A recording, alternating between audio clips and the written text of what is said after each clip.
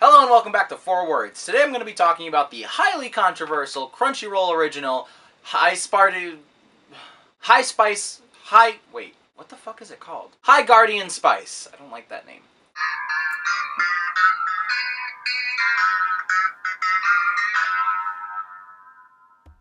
So I don't like to group hate stuff. I don't like to say exactly what everyone else is saying. But right now, it's really fun for people on YouTube to talk about how ridiculous this trailer is, and how much Crunchyroll has failed, and how stupid Crunchyroll is. They've become the new fun thing to hate. They've become the new meme.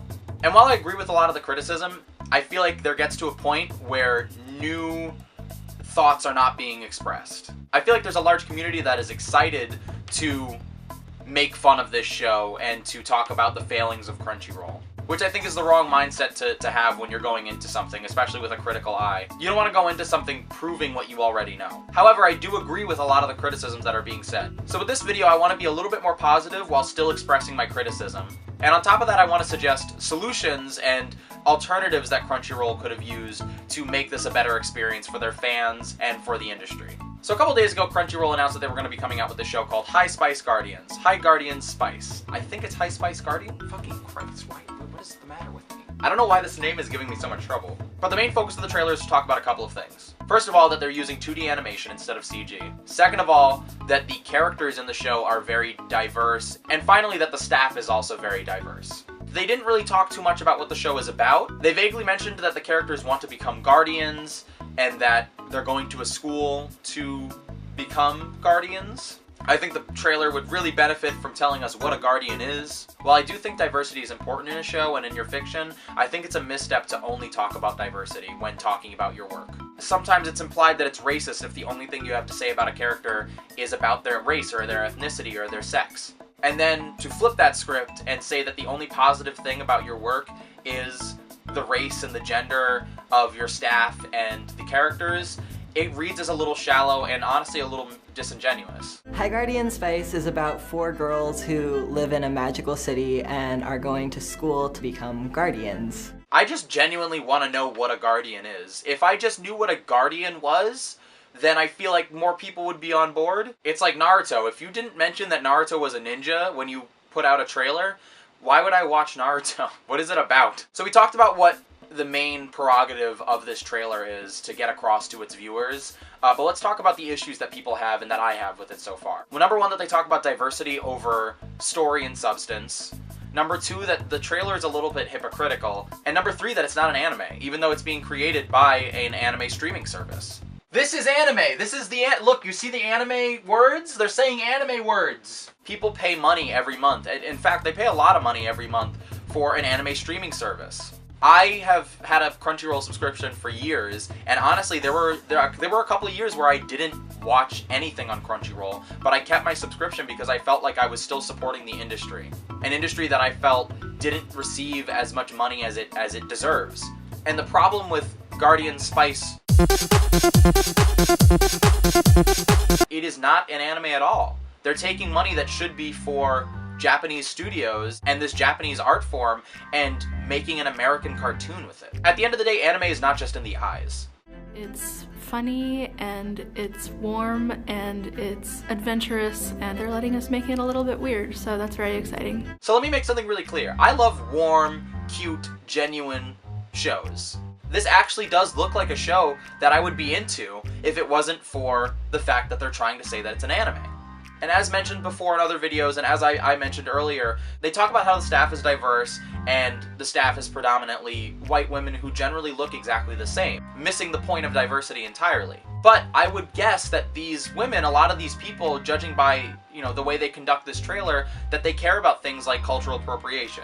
There is a culture around anime making it what it is. Anime just means animation in Japanese. However, animation is not anime. It is the reason why people have so much trouble getting into anime if they've never seen an anime before. There are just cultural differences that they don't get. And that is why so many people who enjoy anime end up getting into the culture of Japan and end up wanting to move to Japan or act Japanese, whether that's like a good thing or not. That is why that happens, because anime is a culture to an extent.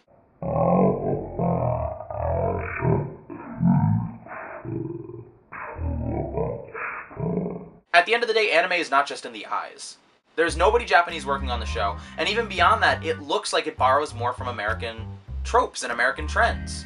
And that's not a bad thing from the show objectively, like separately from this trailer. But the fact that this is taking money that should be used for anime and for helping that industry, and the fact that it's trying to say that it's diverse while essentially appropriating a community and appropriating an art style and appropriating a culture, it's just not the right move. It really is not the right move, and it shocks me that this was allowed to happen. Even though I disagree with pretty much the entire trailer, it doesn't seem like they're lying when they're saying that they're excited to work on a 2D animated show, and that they're excited to work on something that they feel is significant in terms of representation and diversity. I don't doubt their passion when it comes to that, but I do doubt the logic that you'd make a show like this and say that it's forward-thinking when you're literally cutting out the entire country that inspired this entire streaming service and that gave you money to make this project. So let's switch gears and let me talk about what I think Crunchyroll could have done differently to make this go over well. Instead of taking their money and making a show by an American creative staff, why not take that money and find a production studio in Japan? You could find a studio in Japan, you could find a director in Japan. To me, it just makes more sense, especially thinking about diversity, especially thinking about being a progressive and social justice, if you want to call it that. The United States being the country that spends the most money and has the greatest budget for its creative endeavors and its media, why don't we send the money to a country that could really do something new and interesting with it? Especially since us over here, we have so much respect for a medium that another country created. Why don't you take the initiative as a streaming service that features this foreign work, make it better the only way that you can, not by doing it yourself, but by giving people the resources they need to make it better. It blows my mind that Crunchyroll isn't trying to make its own anime in Japan and have actual Japanese creators. Oh, that'd be too hard though. We could never do something like that. There's just too much red tape. We couldn't do that. Netflix did it? Did we forget that Netflix has done this already? Devilman Crybaby is the perfect example of this. Netflix hired Masaki Yuasa to direct Devilman Crybaby. All they did was give him the source material and said, please adapt this. And so Devilman Crybaby is technically an American show because it was funded by an American company, but it's still an anime. It is an anime. It is created by Japanese staff. This is so inspiring to me, but it's also so silly that a company like Netflix gets what should be done with the anime industry more than a company like Crunchyroll. Company? Are they a company? So that's it. That's basically my big suggestion. And it seems kind of simple to me. Like, I feel like I shouldn't even make a video about this because it feels so simple, but they didn't do it. So I'm gonna say it. It makes way more sense to try and fund Japanese creators to make new anime instead of hiring American creators with a political agenda to make new anime. At the end of the day, anime is not just in the eyes.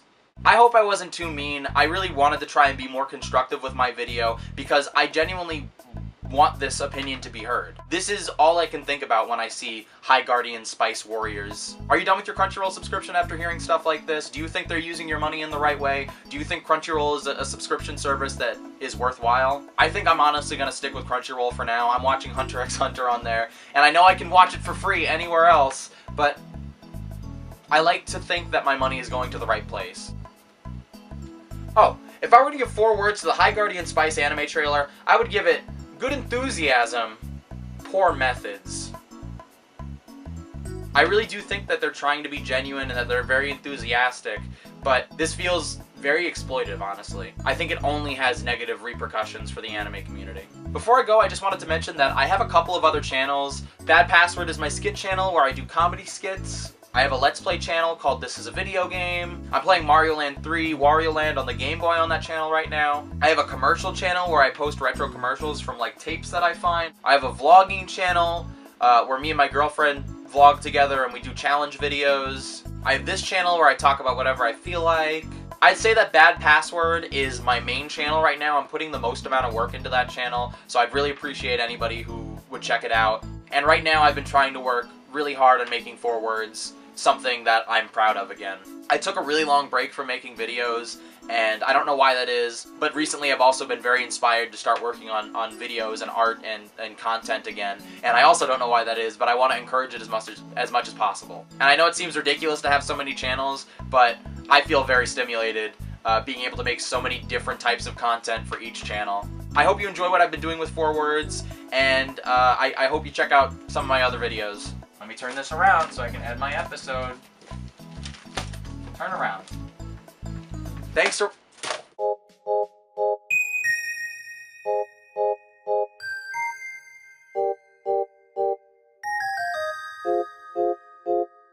Masaki Yuasa. I don't think I said it right. I don't think I said it right at all. I should be better at this. I've been watching anime for a while. Why can't I say this?